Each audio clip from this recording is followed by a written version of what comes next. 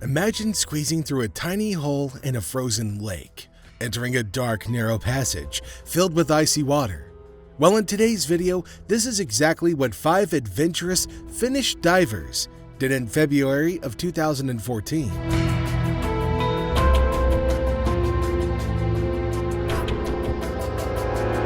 Things started out well, but suddenly, a series of unexpected events changed everything in an instant.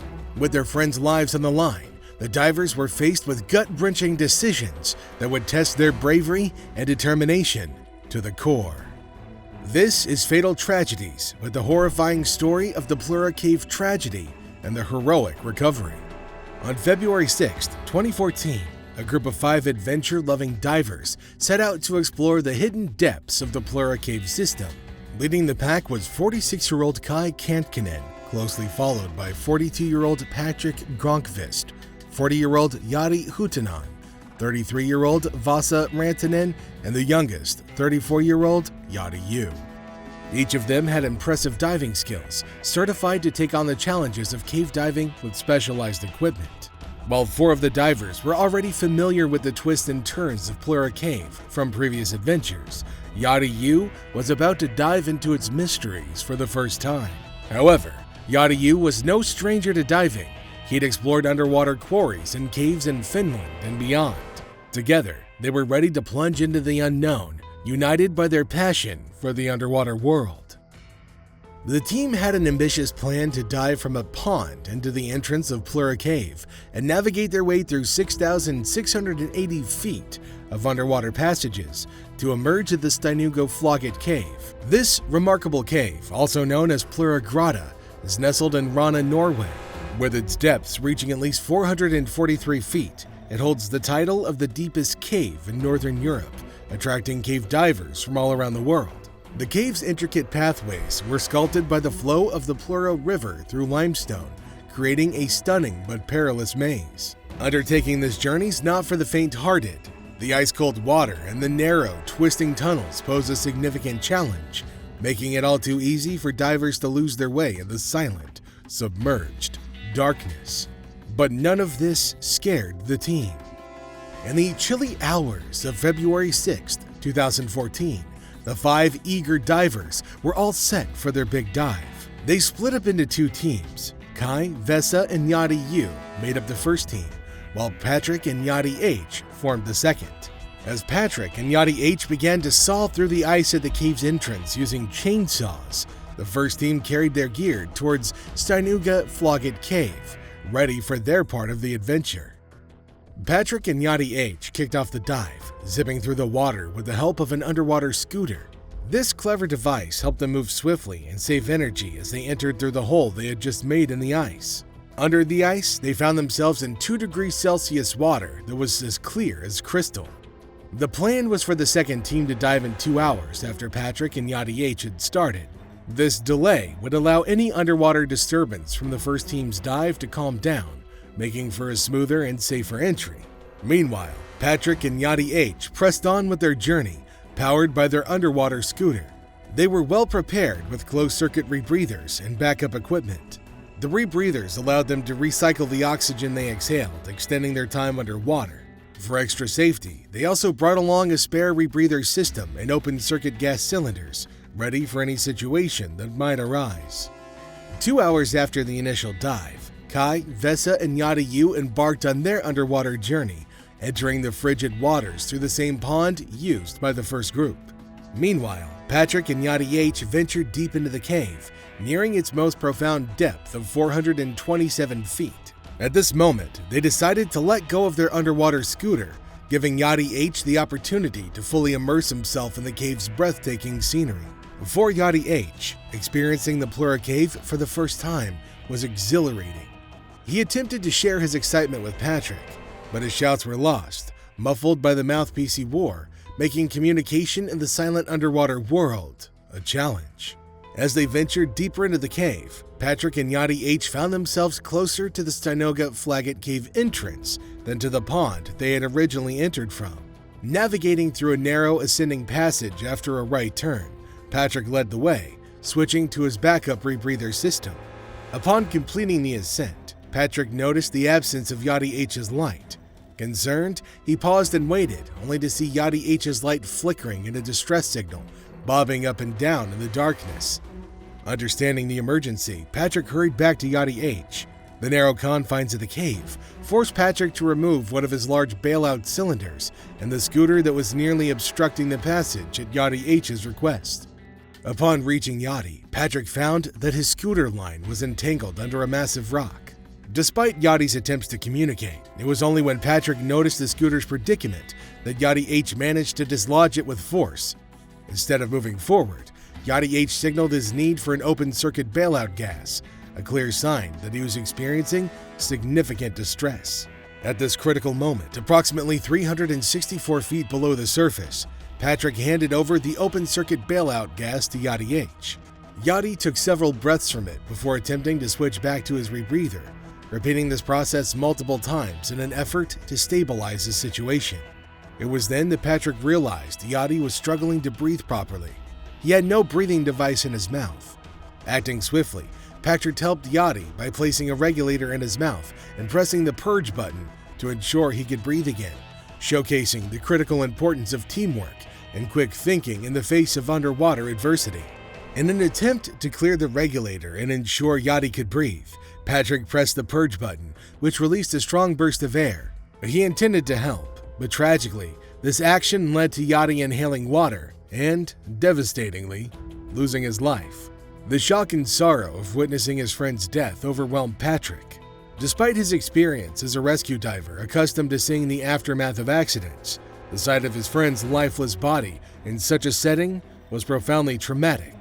Knowing he needed to maintain his composure to avoid becoming a second victim of the cave, Patrick fought to steady his nerves. Facing the stark reality that panic could be a lethal adversary in cave diving, Patrick found himself in a dire situation. With Yachty's body blocking the way, he was unable to backtrack to warn the second group of the tragedy that had unfolded.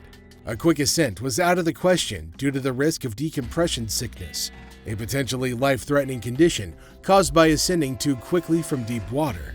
What was initially planned as a 5-hour dive now threatened to stretch into an 8 or 9 hour ordeal. Patrick had already shared his bailout oxygen with Yachty, and with the oxygen cylinder still with Yachty, his options were severely limited.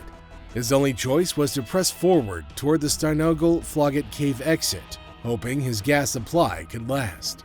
As Patrick navigated the perilous path forward, he couldn't help but worry about the reaction of his fellow divers upon encountering Yachty's body. The uncertainty of whether they would all safely exit the cave loomed over him, leaving him to wonder if he might end up being the sole survivor of their ill-fated expedition. Meanwhile, the second group, led by Vesa with a video camera attached to his scooter, was unaware of the tragic turn of events. Vesa, along with Kai and Yachty Yu, had brought an ample supply of bailout cylinders. In a move considered overly cautious by some, Vesa had taken 5 large cylinders with him, a decision that his companions cautioned against due to the potential for restricted movement in the cave's tighter sections. Despite their concerns, Vesa insisted on bringing them, leading Kai to offer help with carrying one of the cylinders. Their journey took a challenging turn approximately 410 feet into the cave when Vesa found himself stuck in a particularly narrow passage. To navigate through, he was forced to remove 2 of his cylinders. Complications continued as one of his fins got entangled with the guide line. In a tense moment, Vesa had to rely on Yachty Yu, who was right behind him, to free the entangled fin, highlighting the critical importance of teamwork and the ability to remain calm under pressure in cave diving. After extricating himself from the entanglements, Vesa realized that the initial delay had extended his dive time, necessitating numerous decompression stops in the cold water, a prospect that he dreaded.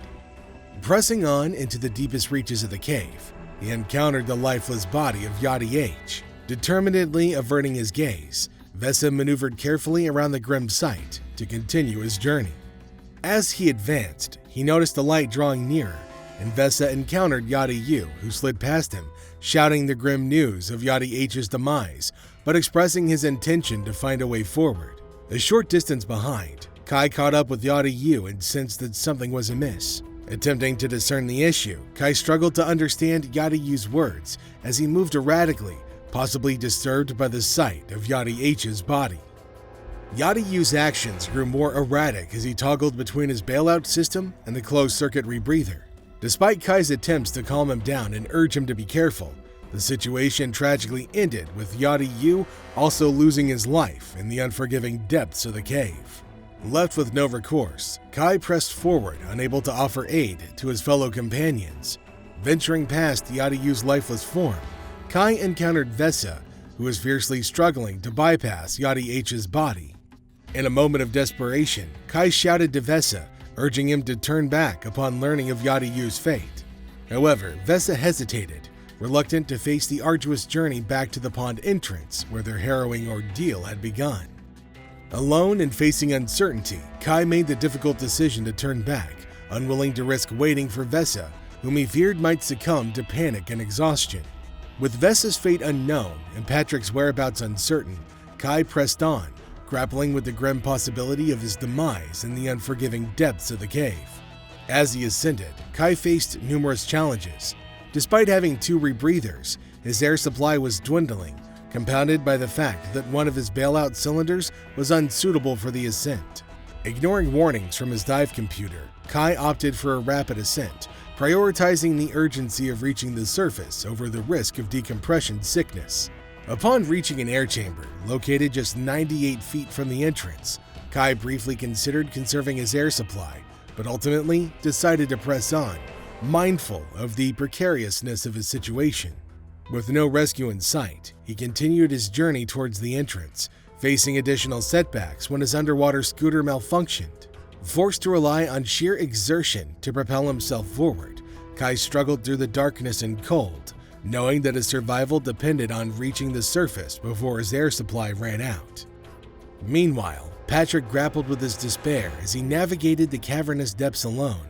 With limited power for his scooter, he faced a difficult choice between staying warm and having light. Each option carried its own risks, adding to the weight of his solitude in the cold, dark waters.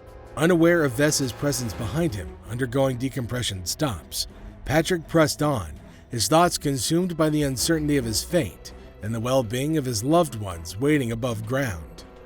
As the 3 divers fought their way towards the cave's entrance, each battling exhaustion and dwindling oxygen supplies, their thoughts were filled with uncertainty and guilt over their fallen comrade. Kai, struggling with the weight of his guilt, pushed forward, skipping numerous decompression stops to save time and conserve air. Despite dropping some of his equipment to lighten the load, the journey took its toll on Kai. His only solace was the hope of reaching the surface before his air ran out. Meanwhile, Patrick continued his solitary ascent, his thoughts consumed by the fate of his friends and the long, grueling hours spent in the cold, dark waters of the cave. As he neared the surface, a glimmer of relief watched over him as he encountered Vesa, who informed him of the other's decision to turn back. With renewed determination, Patrick pressed on, emerging from the cave after an arduous 8.5 hours, greeted by the darkness of the early morning. As they changed into dry clothes and waited at the Flogget Cave, Kai finally emerged from the alternate entrance to the pond, exhausted and alone. Confusion reigned as they reunited, with Kai initially mistaking them for locals. Together, they alerted Norwegian authorities to the tragic incident that had occurred. The news of the Finnish divers' deaths in the Plura Cave sent shockwaves abroad, prompting a thorough investigation by police officers at the scene. Vesa, experiencing symptoms of what he believed to be decompression sickness, was rushed to a decompression chamber in Bergen for urgent medical attention, underscoring the grave risks inherent in cave diving and the importance of proper safety protocols.